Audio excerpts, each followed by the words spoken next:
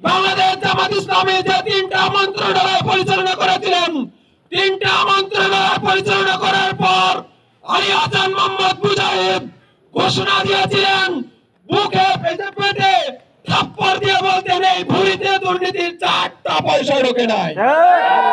পল্টন ময়দানে ঘোষণা দিয়েছিলেন, যদি আমার পার্টির আমির মাওলানা মতিউর রহমান নিজামীর নামে কোনোদিন সংবাদ হয় যে 10টি টাকা দুর্নীতির তার নামে যদি অভিযোগ আসে, তাহলে আমি সেক্রেটারি জেনারেল ফার্স্ট তার পদত্যাগের দাবি তুলব।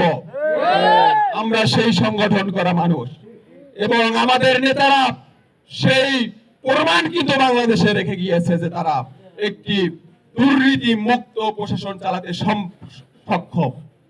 এই জন্য আমাদের নেতা, মানবিক নেতা আমিরে জামাত ডাক্তার শফিকুর রহমান ইতিমধ্যে বাংলাদেশের শুধু রাজনৈতিক পরিবেশ পরিস্থিতি নয়, আন্তর্জাতিকভাবে তার গ্রহণযোগ্যতা আপনারা খেয়াল করেন। ইউরোপ, আমেরিকা, কানাডা থেকে শুরু করে এমন কোন রাষ্ট্রদূত নাই যারা আমাদের মগবাজারে দলীয় কার্যালয়ে আসে নাই, যারা আমাদের আমিরে জামাতের বসুন্ধরা কার্যালয়ে আসে নাই।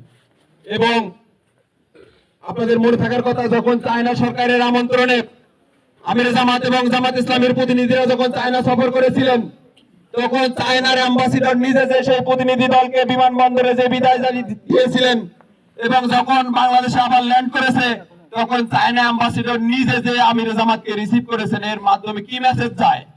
কূটনীতিক পরিভাষায় এইরকম প্রোটোকল সাধারণত রাষ্ট্রের প্রধান, রাষ্ট্রপতি এবং প্রধানমন্ত্রীদেরকে দেওয়া হয়।